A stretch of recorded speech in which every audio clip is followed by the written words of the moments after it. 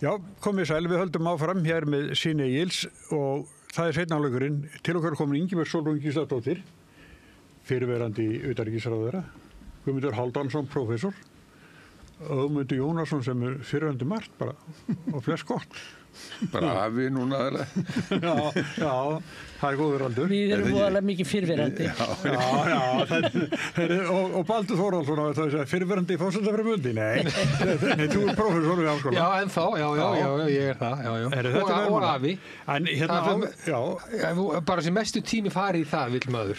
Já, en nú skulum við hérna taka aðeins bara stutt hérna með úrslitin í formanskjörinu. Ingibjörg Sólrún, skiptir þetta máli? Og eru þær ólíkar? Já, þær eru ólíkar, sko, og hérna þetta skiptir svona máli varðandi ásýnd kannski og ímynd flokksins, en í stóra samhenginu skiptir þetta engum máli. Þetta er sjálfstæðisflokkurinn, hann breytist ekkert. Það er ekki hægt að snúa. Nei, ég heldur séu mörg búin að reyna það, sko, og sjá að það gefst ekkert voðalega vel. Guðmundur?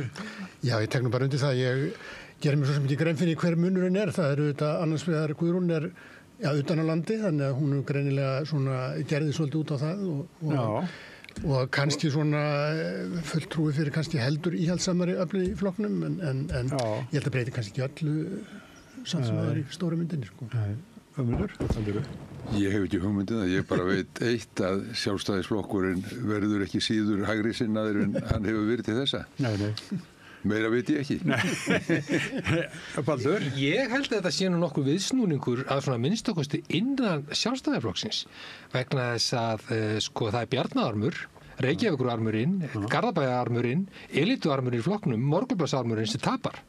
Hann tapar formannskjörinu og Guðrún nær kjöri sem er miklu tengdari Guðlaugi Þórsarmunum sem hefur verið undir í flokknum í langa tíma. Hins vegar einu sammála þeim hérna, þetta kannski breytir ekki stefnuflokksins í grundvallaratriðum, en það er komin ný öfl til valda innan flokksins og núna verður mjög gaman að sjá bara hver verður kosið varaformaður. Það eru líka þessi tveir armar að takast á, þegar ég held að flokkurinn sé miklu klofnari heldur en maður átta sig á í milli þessara hópa. Það er gengjastrið. Það er athyglisvert að hvað var ekki 50,1%, þannig að ég sá nú ekki hvað hinn það var endalega 49,9%, þannig að hann er klofin í herðan niður og þannig að það er að koma í ljós hvað. Þetta sé ekki vonúrslit fyrir flokkinn. Já, sko, ég held að það er auðvitað svona, það er erfiðara kannski fyrir þá sem að tapar að setja sig við það og það svona, þá eru líka kannski meiri líkur á að menn svona eigi vonum að sigra næst. En er það endilega erfiðara fyrir þann sem tapar að fá svona sterkar stöðu? Nei, sá aðeins hefur náttúrulega mjög sterkar samningsstöðu eftir þetta. Ég held að það... Í hverju viku þegar við bræðir erum að tala saman sáttinn, sem sagt þennan sunnudagssátt okkar, að þá hefur Smári alltaf sagt að Trump hafi ekki dagskráfvaldið og hann hefur það svolítið. Já, hann hefur það klárlega. Hefur þetta að tala um svona alþjóðlega? Nei, og í þættinum, við þurfum alltaf að tala um Trump. Við þurfum alltaf að tala um Trump, sko. Ég held að vera að tala um landsfundi Sjálfstæðisflokksins. Það sá ég sem í frambjóðunir í gær voru að tala gegn Woke. Það er sko í tísku í Trump-armunum. Ég held að vera að vísa til þess, sko. Já. Mér er nefnilega svo gaman að tala um Sjálfstæðisflokkinn. En sko, þetta er þessi nýjastu upp að koma. Hvað er þetta? Sko, og hvað afleiðingar geta verið af þessu? Er það meina Sjálfstæðisflokknum í Bandaríkjunum? Nei, nú erum við að tala um bara... Nú erum við að tala um Hvíta húsið og það sem þar gerðist. Ertu búin að horfa á all... Nei, ég er ekki búin að horfa á algjörlega frá upphafi. Ég er búin að horfa á hana síðasta part. Og það er eiginlega, sko, þessi síðasti partur, það sem að hefur verið að gerja svona í mér eftir ég horfði á þetta er svona, og eftir hvernig svona, og menn tala líka eftir þetta er svona eins og heimilisofbeldismál. Það er að segja, það eru allir að segja við Zelenski árin að fer inn á fundin, Trump er í góðu skapi, þú skal nota þér hann í góðu skapi og þú skalt semja við hann, því nú er hann til í að semja við þig, og svo gerir hann það ekki, segja menn, svo æsir hann Trump upp og hérna þá er allt í sko Zelenski hann ábyrgur fyrir því hvernig skapferli hins er. Já, og hvernig skapferli hins er og hvernig hann hagar sér og þetta er alveg svo í dæmigerðum ofbeldissamböndum, sko. Þú skal gjöra svo reynda að halda þessu manni góðum, því að þú heldur góðum, þá menn hann ekki berja þig. En sko, mér fannst þetta svo, það sem fannst eitthvað svo óhugnalegt við að horfa á þetta. Þetta ofbeldissamband sem En hættan sem fólk er að tala að eins og Trump nefndi í þessum bút sem þú horfir á þá og ég, að þá talaði hann jafnvel þriðju heimsstyrjöldina, sko. Já, hann var að... Nei, þetta er óþægilegt. Já, ofbeldismaðurinn sko hóta svona. Já, sko, hann talar þriðju heimsstyrjöldina, ekki kemur Zelenski þriðju heimsstyrjöldina stað. Ef það verið þriðju heimsstyrjöldin, þá er það væntanlega Bandaríkin og Rússland og hérna, Úkraína hefur ekkert bolmagn til þess að koma stað heimsstyrjöld, þannig að ég er aldrei saman á þetta var í raunverulega bara í sjálfu sér hálf óhugulegt að horfa á þessu uppákomi, þetta skuli vera valdamesti maður í heiminum að því að sagt er að hann hafi ekki fyrsta lagi ekki stjórn á skapi sínu og öðru lagi þá hérna þetta gerir svona bara fyrir opnum tjöldum ég meina auðvitað hafa ráðamenn og ég efast ekki það að þau sem hafa setið við svona samningaborð baku tjöldina, það gerist ýmislegt þar en það gerist ekki í beinni útsendingu og maður oft sé ráðamenn koma fram og maður veit það þegar vera tekist mjög harkalega á og þeir tala þá hreinskiptnar umræður og svo framvegis. En þetta bara gerist þannig í beinútsendingu og það er það sem Trump vill. Hann vill alltaf að við séum alltaf að tala um hann vill að hann sé alltaf til umræðu að því að þannig með athyglinni þá heldur hann og finnst honum að hann skori stig. Og miður. Ertu búin að horfa á þetta? Já, ég horfði á þetta í fréttunum og síðan lesið þetta. Ég horfði ekki á allan, hef ekki hort á allan þáttinn. En þetta mál náttúrulega á sér aðdraganda sem maður má ekki gleyma. Menn er að fjalla þarna lok stríðsins annars vegar og stuðning Bandaríkjanna, áframhaldandi stuðning við vopnasendingar til Úkraínu. Og hins vegar er menn að tala auðlindir Úkraínu. Nú er það svo að Zelenski var í Bandaríkjónum síðastliðið haust, talsvert fyrir forsetakosningarnar og var þá að flagga þessum auðlindum í Úkraínu og það var rifjað upp í Washington Post, skrif þess blaðs frá því í haust í september held ég hefði verið. Það sem að ræddi meðal annars við Lindsey Graham, öldungadeildarþingmann frá Suður Carolina, sem hefur haft sitt talsviti frammi núna eftir þessa atburði. Og þar kemur fram að þessi mál voru til umræðu þar. Þessi sem sagt, aðgangur bandarískra fyrirtækja að auðlindum og sem sagt, jarðefnum, verðmætum jarðefnum í austur Úkraínu. Og í Úkraínu almennt í Úkraínu hluta þess sem undir stjórn Úkraínu og það sem að Bandaríkja forseti var greinilega að búast við að myndi gerast þarna, það væri að hann gengi að þeim skilmálum sem settir hefðu verið sem að þá tryggðu áframhaldandi vopnasölu. Það er fundur sagður hafa verið með varaforsetanum kvöldið áður og þá er að koma í ljós að þetta samkomulag er ekkert að ganga upp og þess vegna þessi reiði og þessi æsingur og þessi furðulega framkoma náttúrulega sem er fyrir neðan allar hellur. En ég bara segja að þetta er samhengi sem að það náttúrulega hafi í huga og þegar að Zelenski kemur heim til síns heimalands Úkraínu eftir haustið þá fer að renna á hann tvær grímur og aðra að þessi samninga mun ekki ganga upp heima fyrir vegna þess að við tölum Úkraínu eins og einhverja svona fjarræna heild sem að sé bara einhvern mengi, það er náttúrulega ekki. Það eru búin að vera deilur þar innmitt auðlindirnar og hvernig ekki bara bandarísk fyrirtæki hafa verið að sölsa þær undir sig heldur evrópsk líka undir handarjaðri Evrópusambandsins og þá er ég að vitna til dæmis í lagabreytingar sem voru gerðar 2020.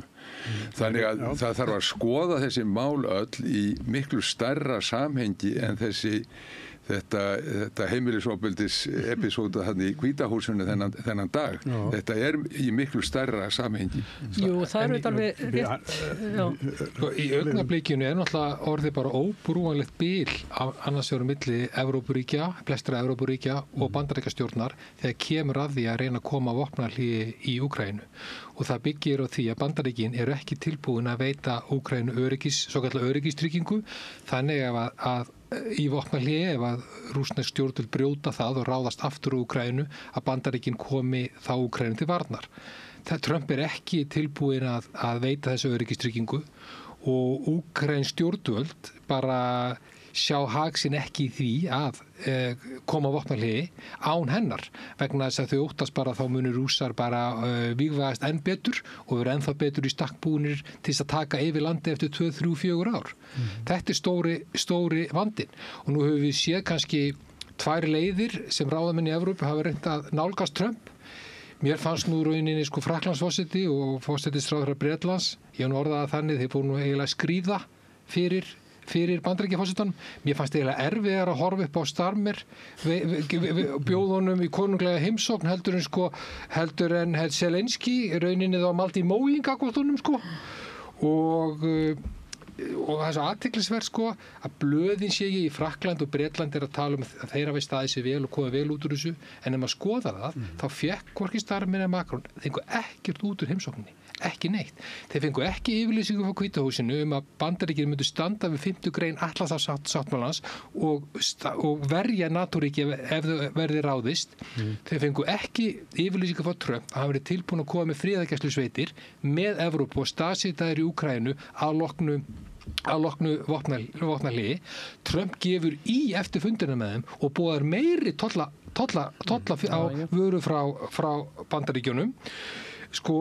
Þannig að hann ekki að gefa eftir í samningaviðræðunum sem Ögmundur að tala varðandi góðmálmál í Úkraínu og hann bara með pálmanna rauninni í höndunum, hann gefur ekki eftir.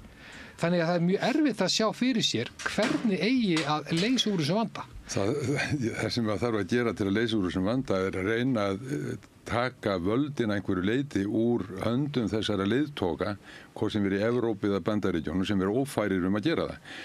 Starmer segir í gær og þeir undirrita 400 milljarða lán til Úkraínu og hvernig er að borga það? Það að borga það með því að nota eignir sem að stólið er Rússum á erlendri grundu. Það er lánið. Rússar eiga með öðrum orðum að fjármagna drápstólinn til að drepa eigin hermenn.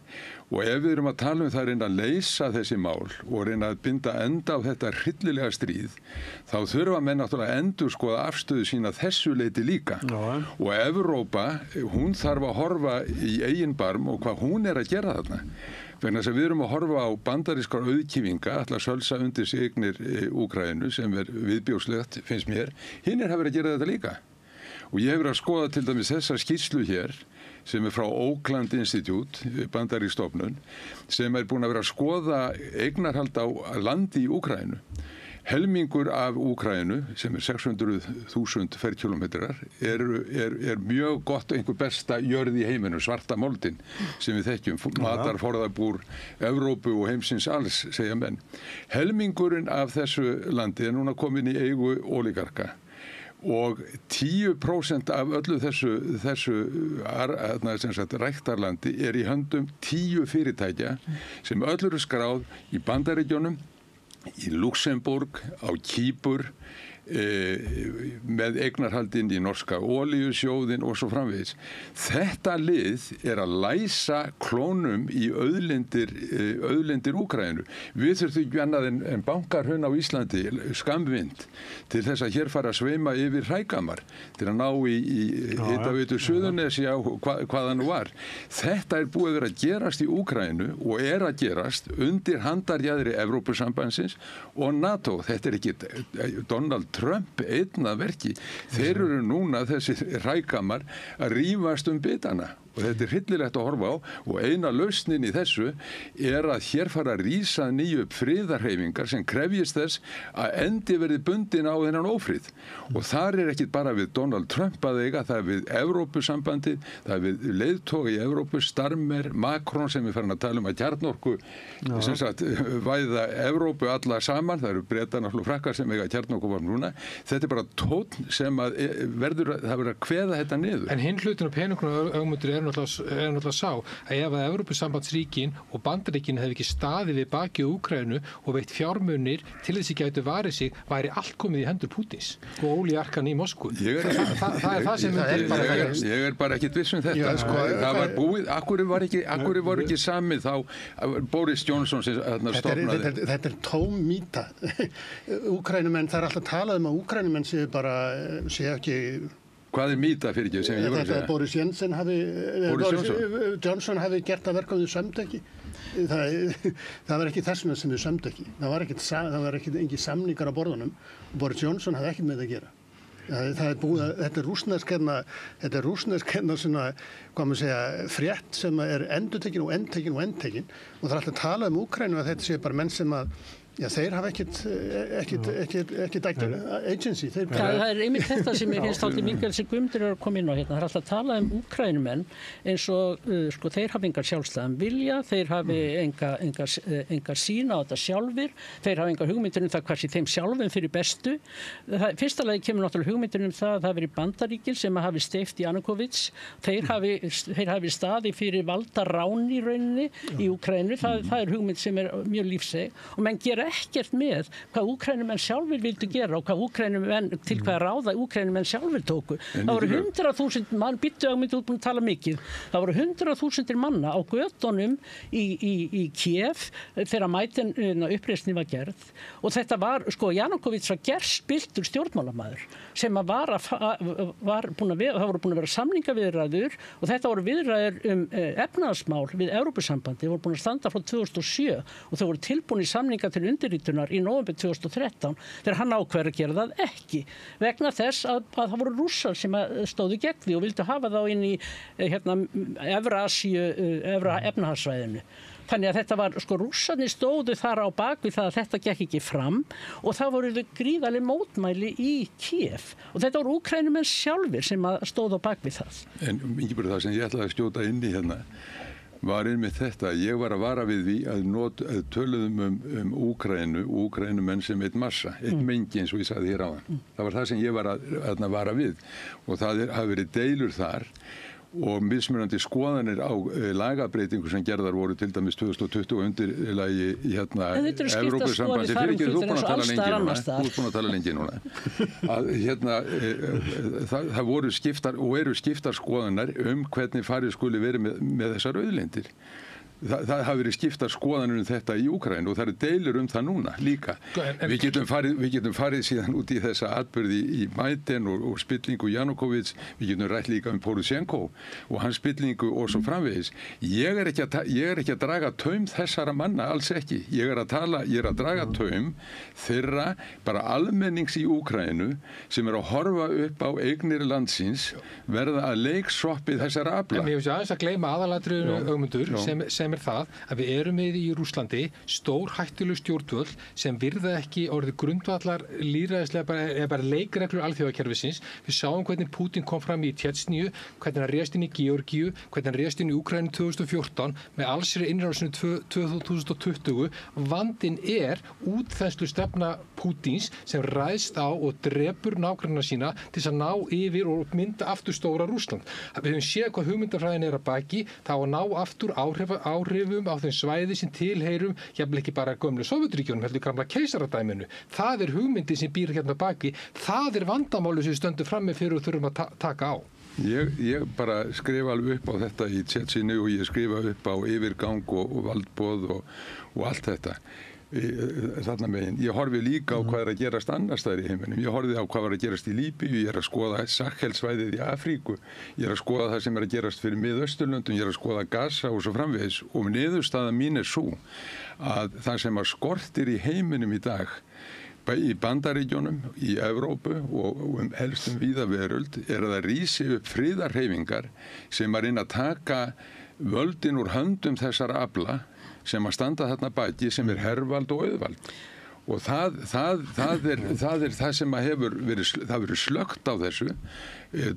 Bush Bandaríkjaforseti hann slökkti á þessari umræði í Bandaríkjunum eftir 9/11, eftir tvíburaturnana, að þá sagðum við erum komin í stríð við hryðjuverkamenn, war on terror. og það þýddi það að þeir sem að töluðu gegn honum eða hans stjórn eða hans sjónarmiðum að þeir voru óvinir ríkisins og það eimir ennþá eftir af þessu nema nú það að gerast í Bandaríkjunum. Það er að koma fram raddir og í Evrópu sem að ganga á hólm við þessi öfl, við þessi ofbeldisöfl, hvort sem í Hvíta húsinu, Moskvu eða hvar sem og það sá heimur sem við eigum að taka þátt í að reisa við á nýjan leik. Og það vantar mikið upp á það að þessar svona hreyfingar, þessar öflugu fríðarhreyfingar, að þær hafi þær komið fram og hafi þær stöðu sem það þyrfti að hafa. Sannarlega vantar mikið upp á það og við höfum hort upp á það að það er ekkert nýtt að hort upp á utanríkisstefnu Bandaríkjanna sem hefur haft skelfilegar afleiðingar mjög lengi. Ég er búin að fylgjast með þessu náttúrulega beint. Ég skulum bara taka þessi dæmi. Ég hef verið í Afganistan og ég sé hvernig utanríkisstefna Bandaríkjanna virkaði í Afganistan. Ég hef verið í Írak, ég sé hvernig hún virkar í Írak. Og var náttúrulega mjög á móti þessari innrás á sínum tíma í Írak. Ég hef verið unnið í Úkraínu og ég hef séð líka hvernig hlutinni virka þar.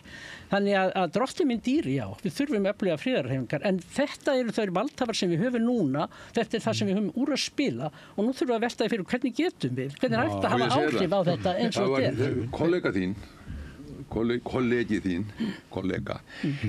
Guðrún Agnarsdóttir, hún hringdi í mig og ég var henni ókunnur þá var ég fréttamaður á sjónvarpinu. Þetta á 9. áratugnum. Og hún var þá læknir í Reykjavík og var að koma síðan inn í pólitíkina í hverna listanum. Og hún var þá að safna hópi saman til að ræða kjarnorkuvana, kjarnorkusprengjur. Og ég var þarna í 10 manna hópi eða 5 manna, 7 manna hópi á heimilinnar og ég frétti þar að þar hafði verið hópur vikun áður og síðan kom annar þar á eftir. Þú segir hvernig eigum að fara að því. Það er þetta sem þarf að kvikna í samfélaginu. Bara hjá fólki, ekki hjá þessum Starmer eða Macron eða þessum... Mér langar samt að nefna það. Mér fannst góða fréttir sem koma í morgun frá London að stjórnvöld í Bretlandi og Frakklandi með Zelenski, Úkraínuforseta, ætla að koma með tillögur að hvernig megi vinna friði og vopnahléi í Úkraínu og leggja það á borð Bandaríkjaforseta.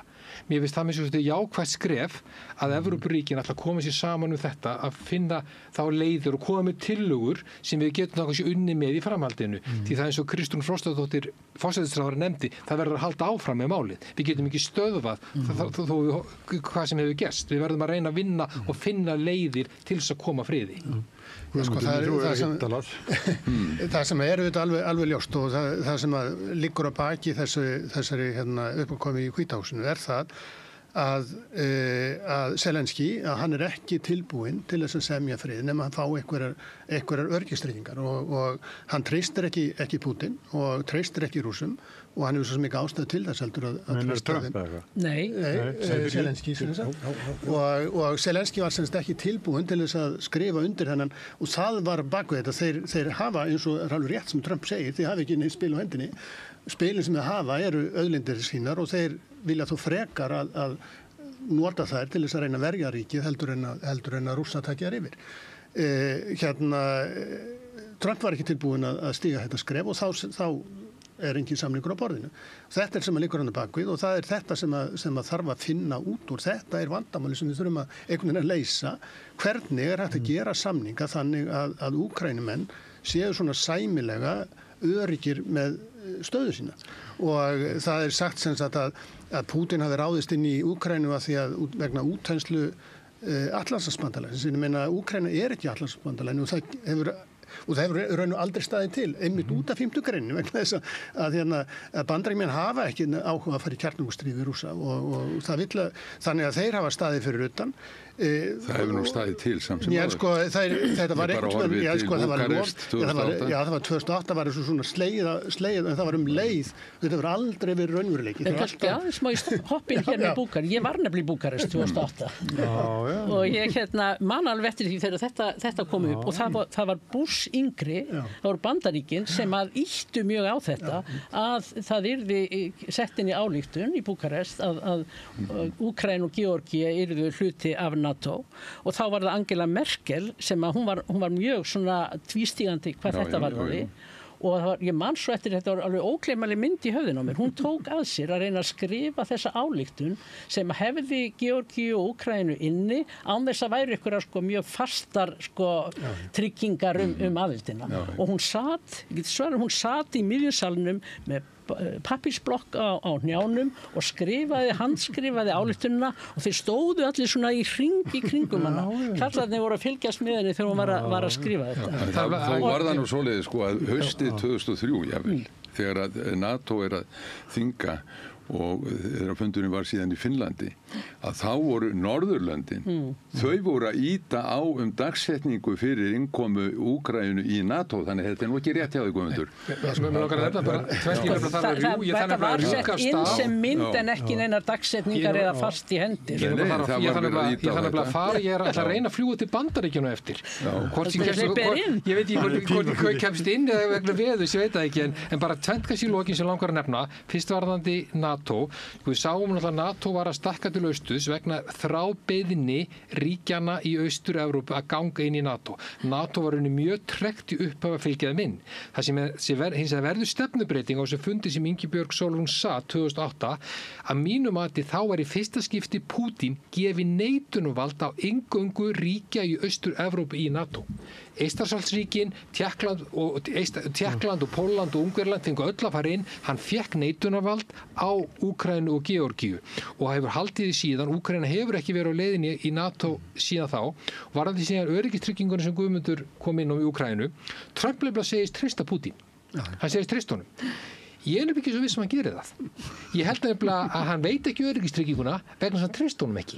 Hann treysti ekki að Pútín ráðist ekki aftur Úkraínu til að ná öllu landinu undir sig. Hann er innleysa trygginguna. Já, þess vegna treysti. Þið verður afsaka, ég þarf að rjúka.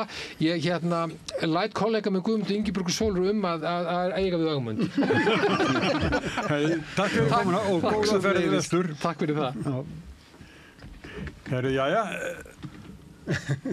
þessi fundur og svona móður Evrópu satt þarna með kallan í kringum sig. Það var mjög sérstök mynd. Ég tók reyndar, ég er búin að reyna mikið að leita að ég tók mynd af þessu af því mér fannst þetta svo bara sérstakt, en ég get ekki fundið hann. Nei, ég hugsa að það hefði verið sko ef að Úkraína hefði staðið til að það kæmu inn sko 2003-2004 sko þá hefði það verið miklu einfaldara sko en af því þá var svona þetta en menn sáu alveg svona þegar fór að líða á og þegar, ég meina það er svo ekki nema 4 árum, nei það eru 6 árum síðar sem að Rússar ráðast síðan inn í.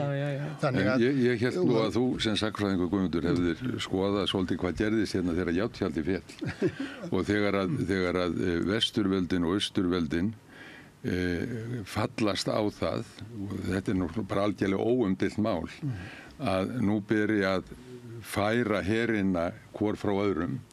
Allir helstu leiðtogar Evrópu vestanmegin í Bandaríkjunum líka og Gorbachev og Shevardnadze voru á þessu máli og NATO hins vegar þeir fara strax undir forystu reyndar Bush þá eldri að ýta á að færa vopnin upp að landamærum Rússlands. Þetta er nú bara það sem að gerist og ef að, má ég aðeins lúka þessu, síðan, allar götur síðan að þá hefur þetta verið að færast í aukana og ég hef verið að halda svolítið því fram að menn skoðuðu skýrslur sem að hugveitur Pentagon hafa verið að senda frá sér og ég nefni sérstaklega Rand stofnunina sem var sjálfstæð stofnun samhliða fæðingu NATO 1948 að hún hefur birt reglulega skýrslur ráðleggingar til Pentagon og þar er þetta allt kortlagt sem að síðan gerist hvernig eigi að færa herina upp að Rússlandi, hvernig eigi að veikja Rússland, hvernig eigi að færa flotan norður á bóginn, það er orðað more aggressive patrolling by the US and allies í Norðurhöfum, þetta er að gerast hérna núna og síðan endur óma þær þessu utanríkisráðherra núverandi og fyrrverandi breytta heimsmynd og breyttan heim og það er að bregðast við og færa varnir Íslands norður á bóginn. Þetta er allt byggt á ósannindum meira og minna. alltaf ósannindum. Rússneski flotinn miklu minni en hann hefur nokkuð tíma verið frá því að Sovétríkin verið til. Og þessar ógnir sem að menn að færa fram í okkar hluta heimsins, að þær byggja ekki á staðrændum. Já, sko, en hvað kemur þetta innrás í Úkraínu við? Ég meina, vegna þess að það er verið að tala þar er þetta líka, sér. Þar er í þess, frá 2019, þar er verið að tala mikilvægi þess að hervæða Úkraínu, að skapa óróa í Kákasusfjöllunum, það er í Azerbaijan, Armenia, að færa sig inn í Moldóvu, þeir eru konið þangað, valdaskipti í... Það eru rússarnir sem eru komnir inn í Moldóvu. Þeir eru búin Transnistríu. Ég veit allt það, en hinn hafa verið að halda fundið þarna og sett inn öryggisfulltrúa fyrirgefðu. Þetta er Ögmundur. Já, og síðan er talað þar valdaskipti, að skipta stjórn í Hvíta-Rússlandi í þessari skýrslu. Þetta liggur allt saman fyrir skjalfest og þetta hefur allt síðan verið að gerast. Þú segir Ögmundur þegar við erum að tala Moldóvu. Rússarnir eru þær. Þetta er allt saman gamla Sovétríkjan og áhrifasvæði þeirra og þeir sem heimsveldi og yfirgangsríkt og valdasjúkt heimsveldi, þeir eru að reyna að treysta sín ítök þar og yfirráð. Já, og þeir vilja líka ná í þessar auðlindar, ekki bara Evrópusambandið eða Donald Trump. Þeir vilja þetta líka. Þetta er slagur það líka. Og ég er að horfa á það, reyna að horfa raunsætt á það, hvað þarna er að gerast og hvað er þá til ráða? Það er að reyna að slá vopnin úr höndi þessar aðila. Við vorum að tala það rétt fyrir þessar umræður. Hvað er að gerast góði hlutir núna í Tyrklandi? Frábæri hlutir.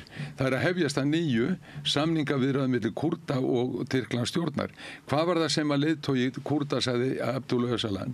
Hann sagði, nú skulum við hætta að láta vopnin tala. Við skulum láta intelligence ráða og hætta að sjá heiminn bara sem landamæri, heldur fólk og frelsi og vilja fólks. Já, allt er þetta gott og blessað Ögmundur, en eftir stendur það að fólk í löndum eins og Úkraínu, eins og Georgíu finnst að sér sótt frá Rússlandi. Þau voru undir hælnum á Rússum eða Sovétkerfinu og þau vil ekki verða þar aftur. Við megum ekki horfa alveg fram. Rómanska Ameríka vill ekki vera undir hælnum á við getum ekki alveg hort fram hjá vilja fólksins í þessu löndum. Hvað vill þetta fólk? Ég flutti tillögum það á þingi Evrópuráðsins þegar það var að tala, það var Krímskaginn.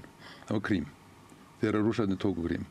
Og þá vildi ég bæta inn í tillögu fordæmingu á þessu, það sem vísa verið í landamæri, þá vildi ég setja inn í þá tillögu og hlustað verði á vilja fólksins. Það var kosið á Krímskaga árið 1991 það hvort þau vildu til að Rússlandi eða Úkraínu og það var 60% kjósenda kusu Úkraínu, þannig að Nei, ég held að þetta sé nú ekki rétt hjá þér. Ég skal bara sína þetta. Já, þú skal sína mig það.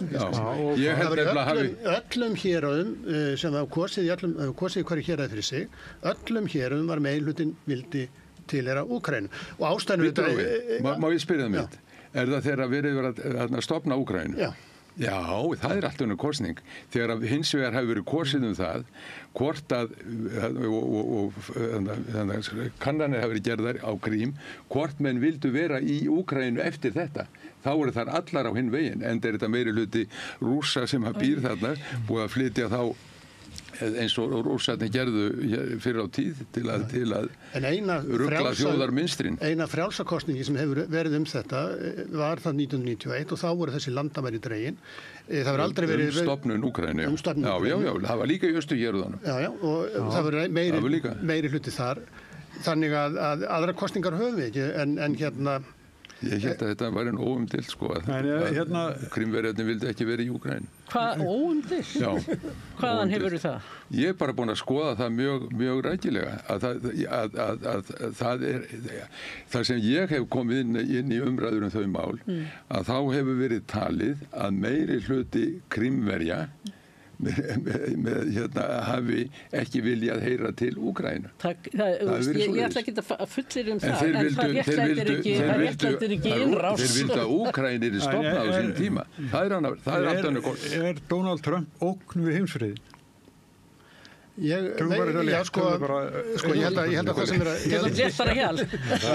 Það er létt spjall heimsemda. Það sem er að gerast núna er það að Trump er að leggja til að við breytum kerfi. Það hefur verið þetta kerfi sem hefur verið Bandaríkjamenn hafa tryggt NATO og hervaldi þar. Og það hefur verið núna, frá 1991 að þá var NATO og Bandaríkin svona eiginlega einráðin, svo smám saman hafa Rússar, þetta voru alltaf mjög sterkt herveldi, og efnahagslega voru þeir í mjög slæmum málum, og eru það svona kannski einhver leiti ennþá, en Kína er svona þetta vaxandi veldi, og það er svona þessi nýja heimsmynd sem að Trump virðist aðhyllast, er svo að þetta verði svona þriggja ríkja kerfi, og sem hvert þessara ríkja hafi svona sín áhrifasvæði, og þeir skipti sér síðan ekki af því hvað hinn eru að gera á þessum áhrifasvæði sínum. Ég held að þetta sé nú ennþá mjög ómóta kerfi og það er ekki búið að byggja það upp, en þannig sjáum við til dæmis áhugan á Grænlandi og skurðinum að fylgja þessu. Þetta er áhrifasvæði Bandaríkjanna, þarna vilja þeir fá að ráða þessum þeir vilja, en Evrópa ætla þeir sér ekkert að sérstaklega skipta sér neitt af. Evrópa getur bara, ég er ekkert að segja að hann vilja endilega Rússar fari og taki allir Evrópu, heldur bara Evrópa getur séð þetta sjálfur.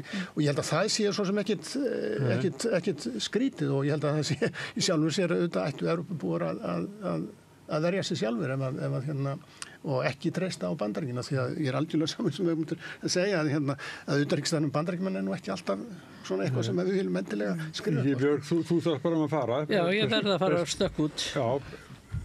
Nei, ég held að þetta sé alveg rétt sem að Guðmundur er að segja. Það er að verða til svona 3 póla heimsmynd, og hún er kannski ekki verri heldur en svo heimsmynd sem við höfðum, sem var svona unipólar, það sem að Bandaríkin réður lögum og lofum. Það er ekkert verra kannski að hafa fleiri á sviðinu, en það sem eru þetta kannski svona getur verið ókveikjandi, það er einmitt að menn skipti þá heiminum á milli sín í áhrifasvæði, og þar sem að fólk er ekkert spurt að því hvort það vilji vera undir þessari stjórn eða ekki, hvort sem að var það Bandaríkin eða Rússland eða Kína. Ég meina að Tævan verður ekkert spurt, fólk í Tævan verður ekkert spurt hvort það vilji verða undir Kína eða ekki.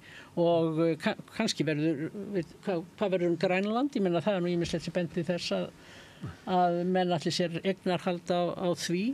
Við verðum ekki spurð, Ingibjörg, því að við erum undir áhrifasvæði Bandaríkjanna. Við erum undir áhrifasvæði Bandaríkjanna. Ég er ekkert sem að Bandaríkjamenn hafi neitt sérstaklega mikið áhuga á okkur ef að þessi heimsmynd verður uppi, því að mikilvægi Íslands fyrir Bandaríkin miðaðist við Sovétríkin, að þá var Sovétríkin aðalóvinur. En það sem er aðeins bara því þarf að stökka, við taka þetta með ólíkarkana. Það eru allsstaðar áttinn ólíkarkar sem að stjórna í efnahagskerfi heimsins. Það er ekki bara í Úkraínu, það er oft með sæll og góður. Þetta er út allt það sem ólíkarkar. Elon Musk á himingólfin.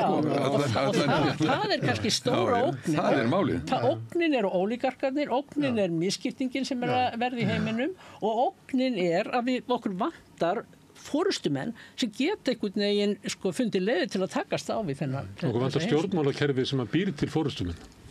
Ég held að það sé bara þannig. Okkur vantar stjórnmálakerfi sem að býr til forystumenn. Þegar ég sé það ekki að stjórnmál innanríki stjórnmál í Evrópuríkjunum sé að búa til eitthvað forystufólk. Það verður ljóta óskikjan að búast til því. Ég var nú bara að kalla þetta Guðrún Agnarsdóttur,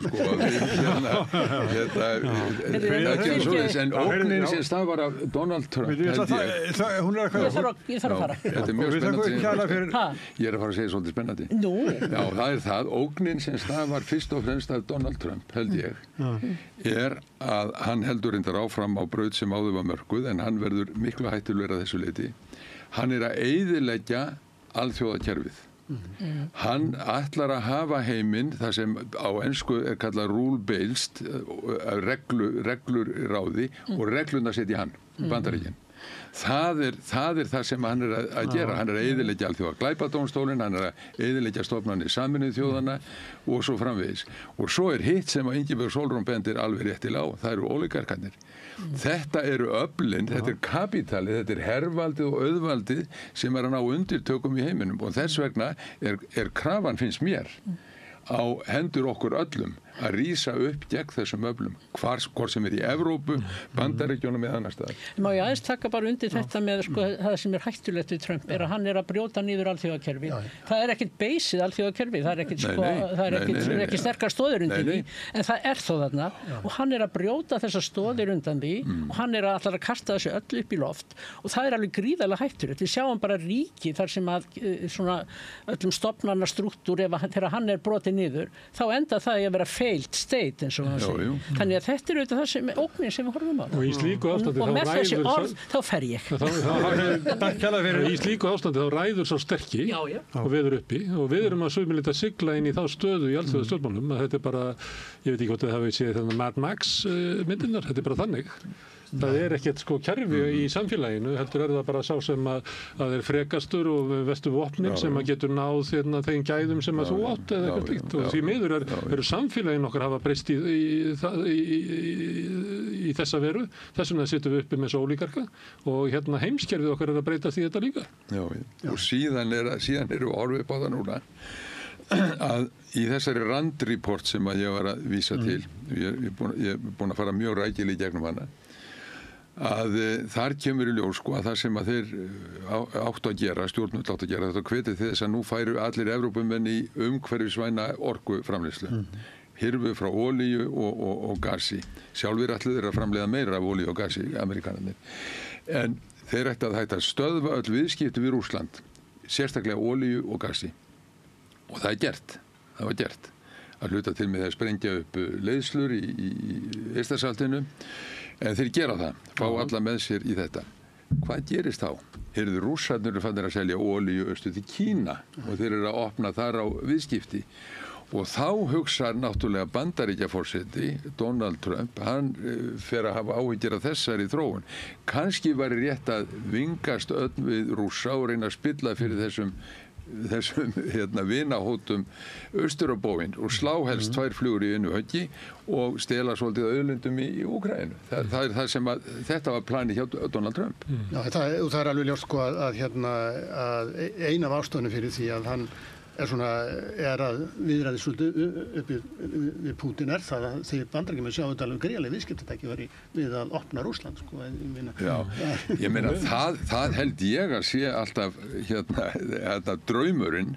Þeir voru komnir vel á veg undir Jeltsin að ná auðlindum og auðæfum Rússlands og síðan stoppar Pútín þetta. Það er nú það sem gerist og hvað vilja þeir gera þá? Þeir vilja veikja Rússland, extending Russia, tveggjan og toga og þessar skýrslur sem eru gerða fyrir Pentagon, þær ganga allar út á þetta. Hvernig förum við að því að grafa efnahagslega undan Rússlandi? Þannig að við veikjum hana þannig að stjórnin helst falli. Og þegar síðan er talað svona opið eins og þetta að skipta stjórn í Hvíta-Rússlandi, bara tala þetta alveg opið, efna til ófríðar í Kákasusfjöllunum, þeir segja það, fara inn í Moldóvu, hervæða Úkraínu, flytja vopnin upp að landamæri Rússlands, færa flotan norður á bóginn og við dönsum með þessu öllu. Norðurlandaþjóðirnar eru búin að setja upp 20 herstöðvar, bandarískar herstöðvar, Noregi, Svíþjóð, Danmörku, Finnlandi. Það er gilda bandarísk... Og Íslandi eða ekki? Og Íslandi náttúrulega.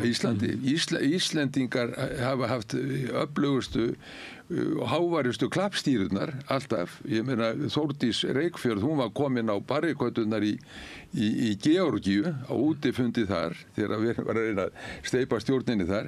Ég er ekki að taka upp hanskan fyrir þessa stjórn sem þar sett. Ég bara er að horfa á áform þessar stórveldis, auðvaldsins og hervaldsins þarna megin. Hervald er líka hinum megin og auðvald líka náttúrulega, ólíkarkar út allt.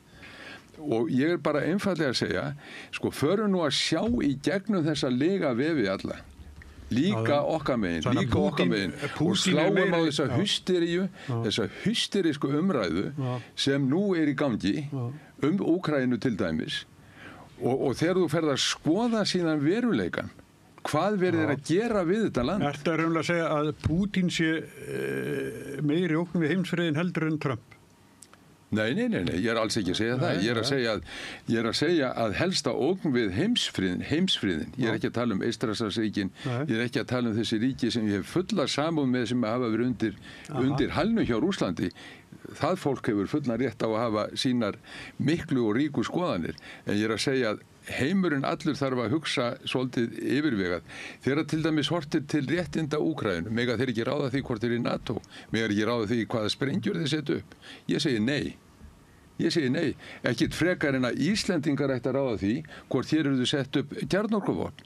Hvort að Rússar átti að ráða því að setja upp kjarnorkuvopn á Kúbu 1961 eða í Ítalíu eða í Tyrklandi eins og þá var. Þá enginn að ráða þessu, þetta á alltaf að vera viðfangsefni heimsbyggðarinnar allrar að stuðla því að heimurinn verði friðvænlegri. En við erum komin út í það núna, við erum komin út í hysteríska umræðu í Evrópu, þar sem menn eru grátandi upp á sviði þegar þið óttast svo friðinn í Úkraínu. Ég er að vonast til að komi friður og menn hætti þessu blóðbaði. Það er það sem auðvitað verið að reyna að gera en ég myndi ekki, ef ég skil mjög vel að Zelenský treysti ekki því að Bandaríkjamenn, að Donald Trump og Putin setti saman niður og semji þeirra frið.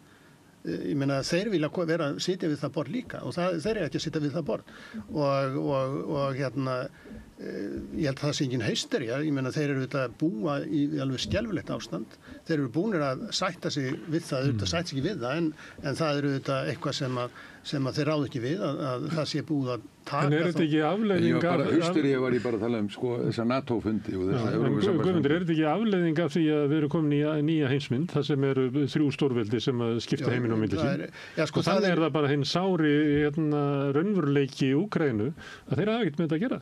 Hinn valkosturinn er það að Bandaríkin dragi stuðningi sinni tilbaka og þá munur Rússar bara valta yfir en ég held að í sjálfu sér þá er bara staðan held ég eins og þeir horfa á það og ég veit ekki hvað það er rétt metið eða ekki þeir horfa á þetta þannig að það sé þá bara betra að Rússar velti yfir það núna heldur en að vera að búa til einhvern gervifrið sem að vera svo rofinn eftir 1, 2, 3 ár. Þannig að stríð heldur áfram í Úkraínu að þá er náttúrulega mikla líkur á því að það breiðist út og hverjir segir það? Úkraínumenn sjálfur? Úkraínumenn sjálfur sem sagt að þeir telji að það sé ekki þess virði að vera að semja frið sem að getur ekki haldið sem að verður bara rofinn eftir 1, 2, 3, 4 ár og þeir segja það að það sem Putin er að raunverulega að stóla núna, það sé og eins og ég veit ekki hvort þetta er rétt eða ekki rétt, ég get ekki lesið þangagang Pútins en það sem að hann sé að sækjast eftir og rússnesk stjórnvöld er það að þá núna, þeir eigi erfiðleikum það er efnahagsástand ekki gott í Rússlandi en Úkraína á náttúrulega í margfald miklu meiri vandamál en bara vandamáli sem þeir horfa fram á að þeir greinilega trúa því ekki að ef það er samin einhvers konar friður sem ekki er og einhvers konar tryggingar einhver sem að stórveldi tryggir að það muni bara Rússar hirða þá upp sópa þeim upp eftir svona þegar þeir eru búin að ná andanum aftur. Þannig betra að deyja strax heldur að segja. Það svona virðist vera þeirra eða þá að þeir eru að reyna og kannski verður að það líðust. Má ég spyrja þig að því að þú ert Ameríkumentaður og þú ert með innsýnin í bandarísk stjórnmál. Af því að Ögmundur var að sömuleyti að benda á þessa breytingu frá einpóla heimi yfir í marga póla og það væri mat bara út frá öryggissjónarmiðum eins og Bandaríkin skilgreina það að nú það væri meiri skaði af því að Rússland væri í fangið á Kína heldur en að semja við Putin.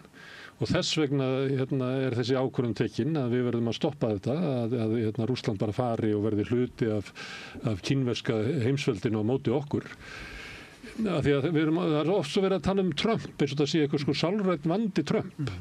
Mér hefur virst þetta vera bara stefnubreiting eða þú veist, hún hefur verið lengi á leiðinni. Það hefur margir verið að benda á að það sé algjör mistök hjá Bandaríkjastjórn að vera í stríði við Rússland þegar að Kína er að vaxa upp sem þeirra, þú veist, höfuð andstæðingu til lengri tíma.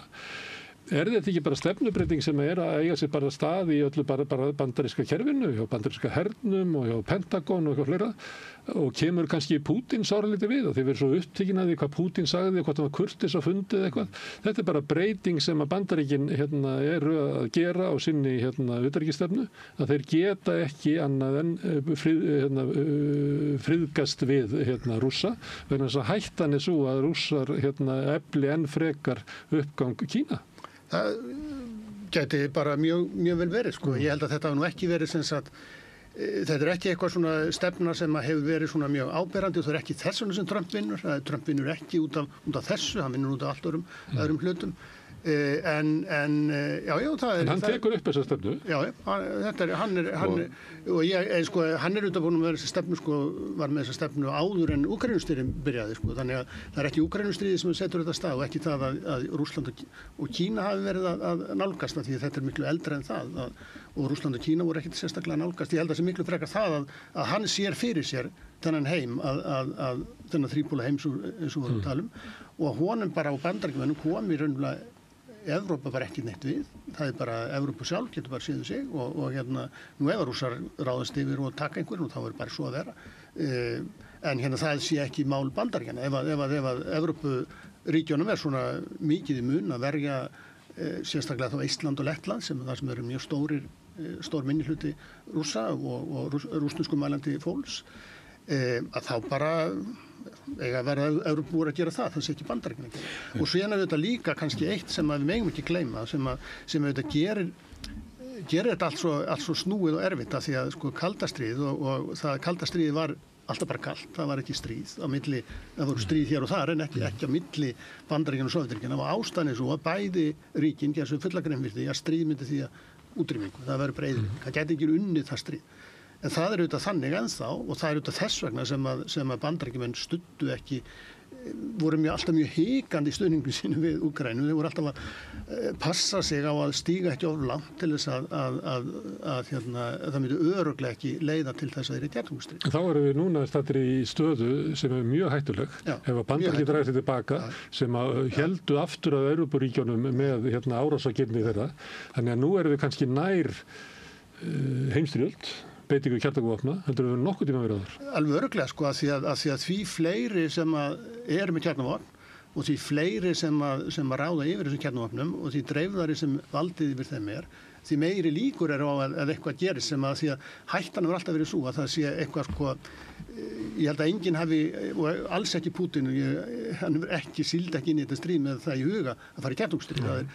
Þetta er einhvern veginn sem að ef að kjarnorkuveld er einhvern veginn sett út í horn reykja út í horn og það beitir þessu eða þá að vera fyrir einhver mistök fyrir þetta er alveg stórkostleg ógn og bæði Rússland og Bandaríkin þau eru auðvitað lang sterkustu kjarnorkuríkin og Kína er núna allar á næstu 10 árum að reyna að ná þeim og ég menna lágu þeim hver sem vill, ég menna það er auðvitað og þeir segja bara, já, akkur eigum við ekki að vera minnst mikið á þið af því að við þurfum líka að vera í þessum stórkallaleg. Og nú ef það gerist núna, að Evrópa fer að taka sín mál meira í sínar hendur, fara þeir þó að kjarnorkuvæðast? Ég held að það sé ekki gott skref. Nei, en ég held nú reyndar að það sé minni hætt á kjarnorkustríði núna en var fyrir nokkrum vikum eða mánuðum síðan. Ég held það, vegna þess að hættan úr kjarnorkustyrjöld, hún er svo að Rússar telja sig komna það langt út í horn að þeir myndur hreinlega beita því. Það var hættan. Núna sjá þeir sundrunguna á vesturvægnum og þá er svo hætta eins minni fyrir vikið. Það sem að mér brá þegar ég sá Macron vera að ræða í gær eða fyrir að vera að tala kjarnorkusamstarf Vestur-Evrópu, NATO-ríkjana í Evrópu og minnist þess þá þegar að forsætisráðherra Bretlands, hvað hétt hún sem kom á eftir Boris Johnson tímabundi. Já, hún var að tala takmarkaða kjarnorkusprengju, ég muni eftir því.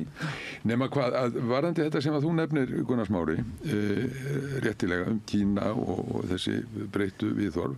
Ein röddin sem hefur verið mjög gagnrýnin á framgöngu Bandaríkjanna í Úkraínu og NATO, Mersmayer, prófessorinn í Chicago, hann er svolítið svona globalisti líka, sko, og þó hann var að gagnrýna þetta, þá var það öðrum forsendum en til dæmis Jeffrey Sachs hefur verið að gagnrýna. Mersmayer sagði, heyrðu, þetta er alrangt sem við erum að gera. Í stað þess að efla, sem sagt, andstöðuna við Kína og Íran, þá fengum við að vingast við Rússland. Þetta var allt öðrum forsendum en aðrir voru að tala. Hann er eiginlega heimsveldi sinni, hann vil verja heimsveldi Bandaríkjanna. Mér fannst alltaf sá tónn allavega að vera þar, sko. Já, hann sem sagt Mersmayer er mjög sem sagt á því að það eigi ekkert að svona tefja fyrir því að verjast Kína. Rússland þeir eru bara svona deyjandi stórveldi, sko. Þeir eiga fullt af vopnum en ekki efnahagslegt afl, en Kína er þetta rísandi og hérna það þurfi einhvern veginn að hemja þá. En eins og ég segi, sko... Það er eitt sem ég langar til aðeins að svona setja spurningamerki við í þinni sögu túlkun, og það er þetta sem að ég veit er alveg forbóðið að segja, sko, þetta með hvar liggur sök. Það er forbóðið að segja að sökin liggi að einhverju leyti vestanmegin. Sko, innrás Pútins í Úkraínu er að mínu mati óafsakanleg. Hún er það. Ég vil bara segja það. Það er ekki þar með sagt að hún sé ekki skiljanleg. Það er bara allt annar hlutur sem að sagfræðingar síðan fást við. Og þar held ég að NATO verði að horfa í eigin barm. Þegar að hún færir vopnin, hún sem sagt fjölgar í Atlantshafsbandalaginu, hver svo sem biður það, ég held að þrýstingurinn hafi komið frá NATO, útþenslu NATO, og er að færa vopnin, þeir segja upp INF-samningnum líka, bann við meðaldræguflaugunum, og það er í þessar skýrslurand líka ábendingum að gera það. Þeir færa vopnin upp á Rússlandi og þá skulum við hugsa aðeins að því að við viljum skilja þau ríki sem hafa verið og þjóðir sem hafa verið undir hælnum á Rússlandi, Eystrasaltslöndin, Pólland og þessi ríki þarna í kring, við viljum skilja þau.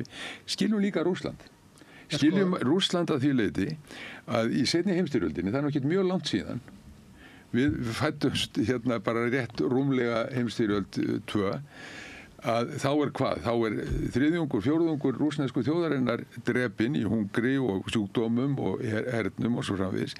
Þar er þessi ógn úr vestri, hún er mjög raunveruleg í hugum fólks, og ef við ættum að reyna að skilja stöðuna sem að þeir sáu fyrir, þessir kallar sem að stýrðu heiminum eða voru í héldum taumana 1990, og við erum að tala Kohl og við erum að tala þessa helstu menn sem þá voru á valdastólum. Þeir sögðu, heyrðu, nú er mál að linni, nú skulum við færa herina í sundur.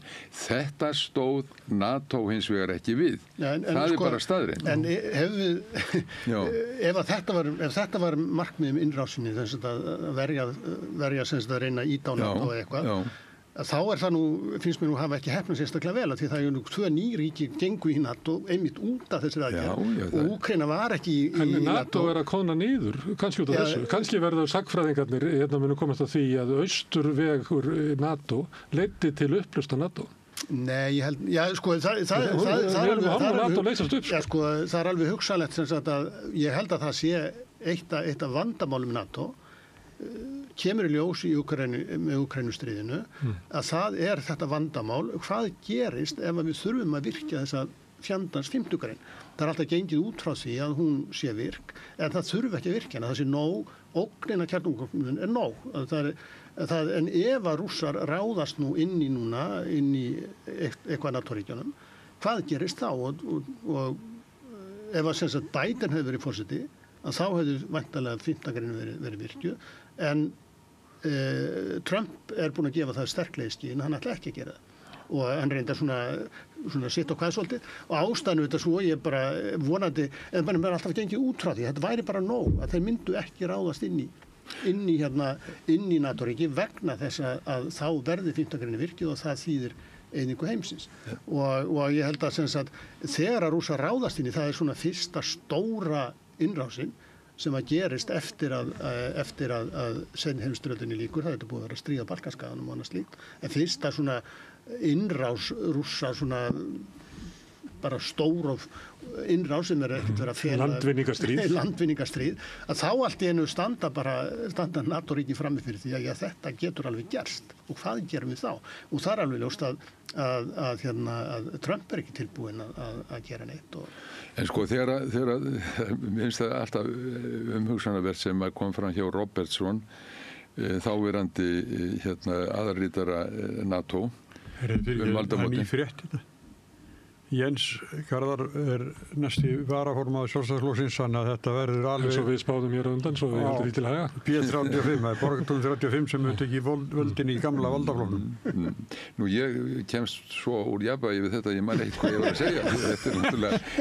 Má ég færa ykkur til Íslands, og það ég ætlaði nú aðeins að skjóta inn að í upphafi stuttur innrásina, að þá var okkur sagt að NATO hefði aldrei staðið betur.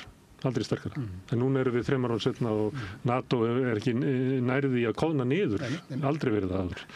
Og sömuleyti, þú býstu að þú hefur verið hernaðaraðstæðingur og viljað Ísland og NATO heyri burt. Það nú eiginlega NATO að fara og herin líklega bara burt úr Evrópu, sko. Það er möguleika því. Og ég að velta fyrir mér staða Íslands, svona út frá öryggishagsmunum. Ég var í því hér að Bandaríkin skilgreindu Ísland sem hluta af sínu áhrifasvæði og við væru þá ekki raunverulega sjálfstæð þjóð eins og í svona stórvelda heimsmynd, þar sem að stórveldi skipta á milli sínu áhrifasvæði, þá erum við bara undir áhrifasvæði Bandaríkjanna og við getum þóst vera sjálfstæð þjóð, en við erum það raunverulega ekki því að Bandaríkin munu slökkva hér á öllum þeim stjórnmálabreitingum sem þeim líkar ekki eins og það hefur gert í Suður-Ameríku alla tíð. Er þetta staðan sem við... Nei, sko eins og ég segi, ég ekki, sko áhugi Bandaríkjanna á Íslandi snýrist, Bandaríkjum munur ekki endilega verja Íslandi, svo það sé bara... Það eru aldrei sérstaklega áhuga því. Nei, en akkurat hafa það, sko. En það gerist bara svona í forbífartin. Þeir höfðu áhuga á Íslandi, eins og ég sagði áðan, vegna þess að Ísland alveg gríðarlega mikilvægt til þess að monitora alla siglingar Norður-Atlantshafi. Ef að svo stefnubreiting gengur í gegn að allt í einu að Rússar og Bandaríkjamenn verða kannski ekki vinir en svona virða hvern annan og það er nokkuð ljóst að Rússar ráðast ekki inn í Bandaríkin eins og Zelenský sagði, það er þetta haf á milli. Þannig að þá er alveg líklegt að Bandaríkjamenn sérstaklega þeir eru með herstöðina þá á Grænlandi og hún dugir þeim bara. Já, það er hún er vaxandi. Já, whatever.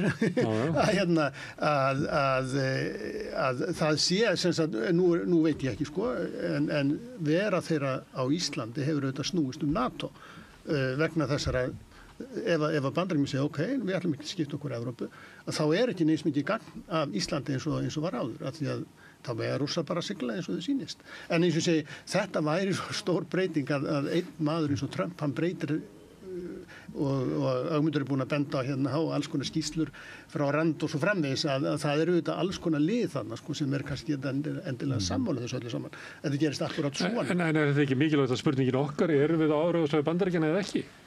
Það er eiginlega tóntmál að tala öryggismál Íslands ef að menn vita það ekki. Nei, við vitum það ekki núna, því að það veit enginn hvert Bandaríkjanna er að stefna. Það er bara það og það er það sem menn eru að ræða núna, menn vita ekki nákvæmlega ef að sem Bandaríkinn draga sig algjörlega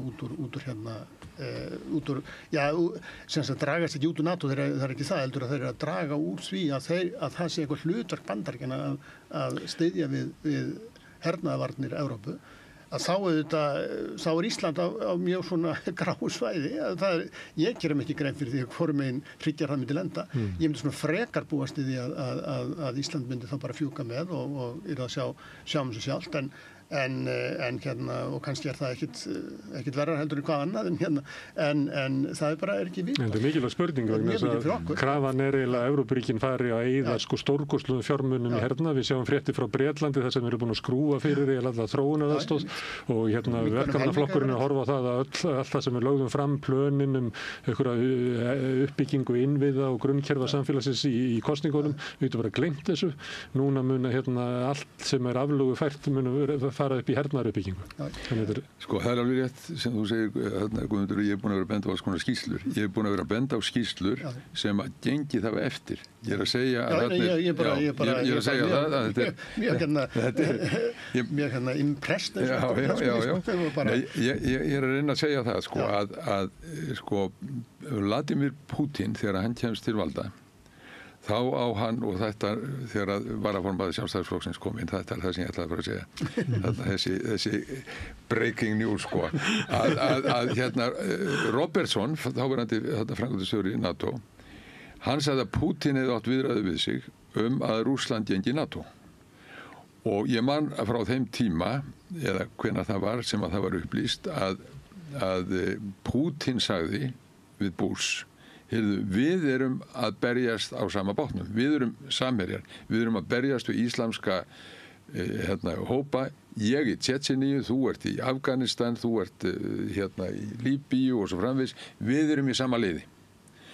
Og Jeffrey Sachs sem hefur verið svona einn kunnasti gaggrínandi bandarækjamanna núna í seinni tíð, hann var ráðgjafi, hann var engin vinstri sósíalisti, hann var ráðgjafi markaðsvæðingu í Pólandi og síðan í Rússlandi. Þegar að ólígarkarnir fara síðan að taka allt yfir, að þá lætur hann þau boð ganga til Washington og þar á meðal Alþjóðabankans og Alþjóðagjaldeyrissjóðsins, við þurfum að hjálpa Rússlandi. Við þurfum að hjálpa Rússlandi til að fá þá yfir í okkar kamp. Nei, þeir eru okkar andstæðingar. Og þá það að gerast að það byrjað að loka á þetta ameríska auðvald í Rússlandi. Og mér finnst að þegar við erum að skoða heiminn og skoða yfirráðasvæði og svo framvegis, til hvers vilja með þessi yfirráð? Hvað snýst það eiginlega? Það snýst ekki bara að ráða ferkílómetrum, heldur auðlindum, komast í olíuna í Miðausturlöndum. Þetta snýst allt auðlindir í Rómhönsku Ameríku, ráði við Panamaskurðinum, ökonomísk lífæð og svo framvegis. Og hann segir þetta núdistinn sem ég kalla striplingurinn Trump, því að hann gengur alls nægin, segir allt.